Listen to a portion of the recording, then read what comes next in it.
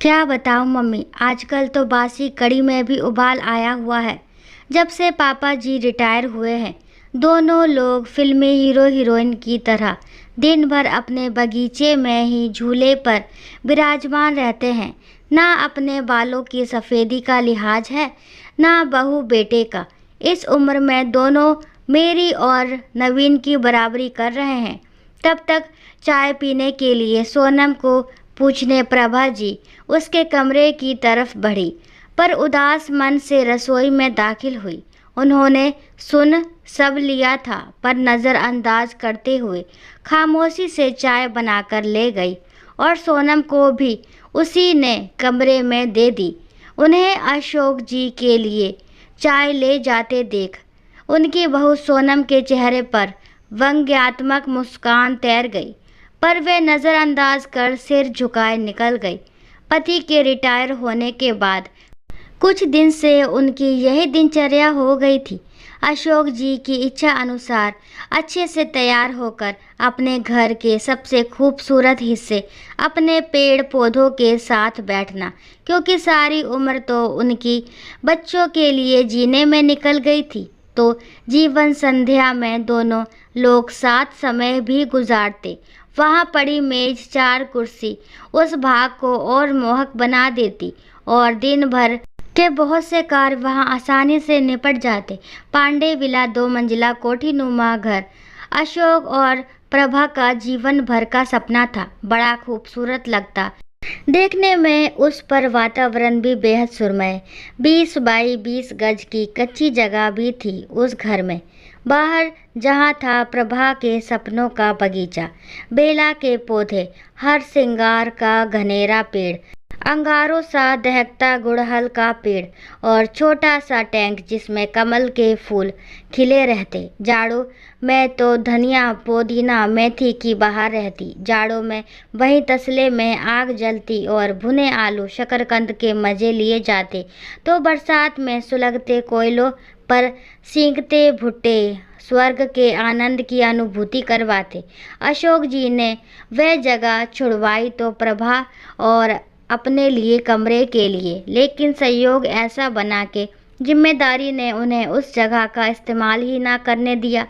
ऐसे में प्रभा ने अपने खाली समय और उस खाली जगह का इस्तेमाल इस बुद्धिमत्ता से किया कि वह कोना घर की जान बन गया। उनका पूरा खाली समय वहीं बीत जाता। अब उन्हें उस जगह कमरा ना बन पाने का मलाल भी ना था, पर प्रभा को अरमान था घर में झूला हो तो अशोक जी ने उसे वहाँ जरूर लगवा दिया। पेड़ों से लगाव कुछ ऐसा हो गया कि फिर दोनों में से किसी की इच्छा उनके स्थान पर कमरा बनवाने की हुई ही नहीं।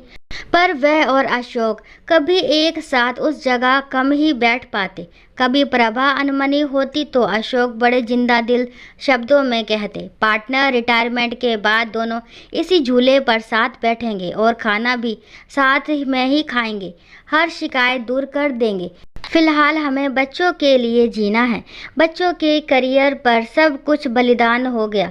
अब बेटा भी अच्छी नौकरी में था और बेटी भी अपने घर की हो चुकी थी। रिटायरमेंट के बाद घर में थोड़ी रौनक रहने लगी थी। अशोक जी को भी घर में रहना अच्छा लग रहा था। बड़े पद पर थे तो कभी उनके कदम घर में टिके ही नहीं। गांव से आकर शहर में बसेरा बनाना आसान ना था, लेकिन किसी तरह 400 गज जमीन कर ली।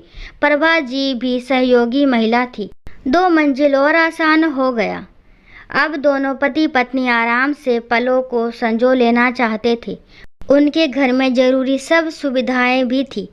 फिर भी बहू सोनम को ना जाने क्यों वह कोना सबसे ज़्यादा खटकता था, क्योंकि कोई भी बंधन ना होने पर भी अशोक जी के घर में रहने से उसे घर का काम बड़ा महसूस होता।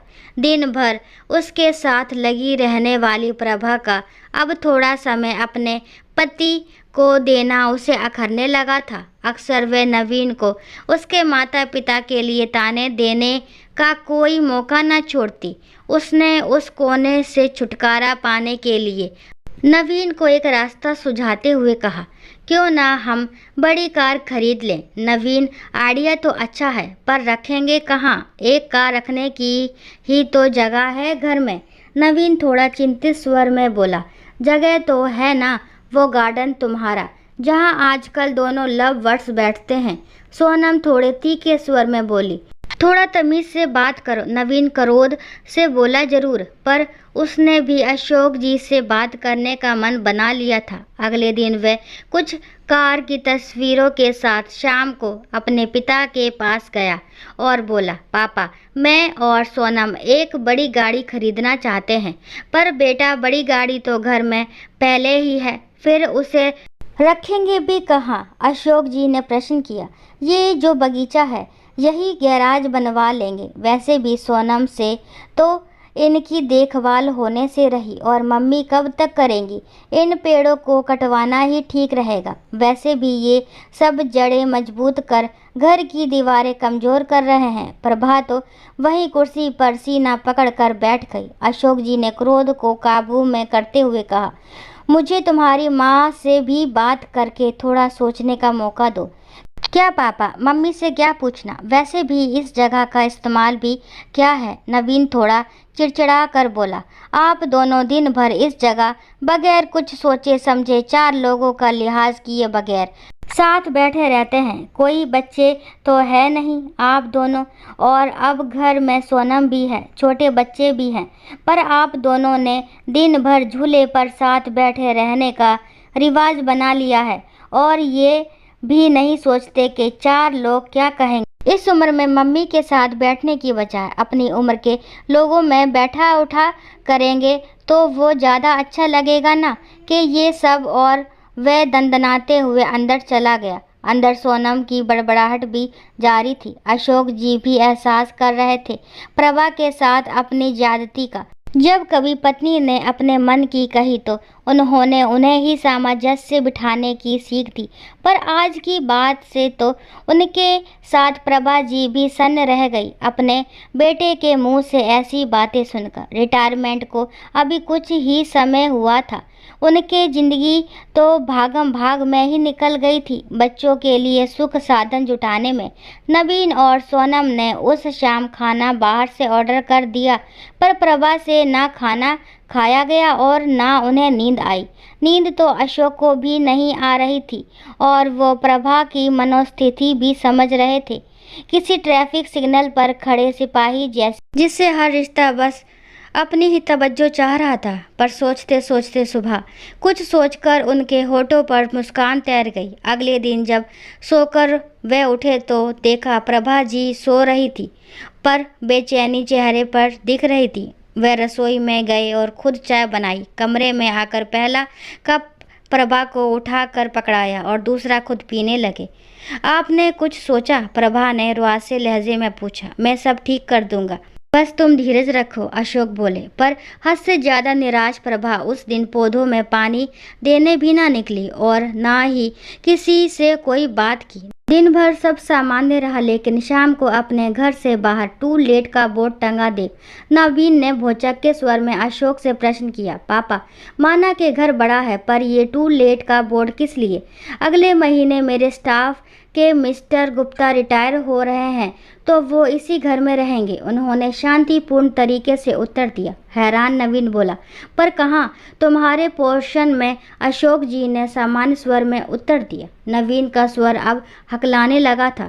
और हम लोग तुम्हें इस लायक बना दिया है, 2-3 महीने में कोई फ्लैट देख लेना या कंपनी के फ्लैट में रह लेना अपनी उम्र के लोगों के साथ। अशोक एक एक शब्द चबाते हुए बोले, हम दोनों भी अपनी उम्र के लोगों में उठे बैठेंगे। सारी उम्र तुम्हारी माँ की सबका लिहाज करने में निकल गई, कभी बुजुर्ग तो कभी बच्चे। अब लिहाज की सीख तुम सबसे लेना बाकी रह गया था। पापा, मेरा वो मतलब नहीं था, नवीन सिर झुकाकर बोला। नहीं बेटा, तुम्हारी पीढ़ी ने हमें भी प्रैक्टिकल बनने का सबक दे दिया। जब हम तुम दोनों को साथ देखकर खुश हो सकते हैं, तो तुम लोगों को हम लोगों से दिक्कत क्यों है? इस मकान को घर तुम्हारी माँ ने बनाया, ये पेड़ और इनके फूल तुम्हारे लिए मांगी गई ना जाने कितनी मनौतियों के साक्षी हैं, तो उसका कोना मैं किसी को छीनने का अधिकार नहीं दूंगा।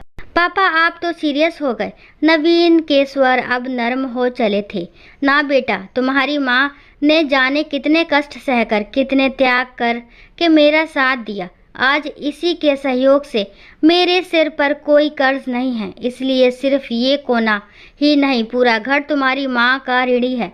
घर तुम दोनों से पहले उसका है, क्योंकि जीभ पहले आती है ना कि दांत। औलाद होने का हमसे लाभ उठाओ, पर जब मंदिर में ईश्वर जोड़े में अच्छा लगता है तो माँ बाप साथ में बुरे क्यों लगते हैं? जिंदगी हमें भी तो एक ही बार मिली है। दोस्तों, अगर कहानी पसंद आती है तो प्लीज़ मेरे चैनल को लाइक शेयर सब्सक्राइब करना ना भूलें, और इस कहानी के बारे में आपके क्या विचार है कमेंट बॉक्स में ज़रूर बताएं। कहानी को लास्ट तक सुनने के लिए थैंक यू। राम राम, राधे राधे।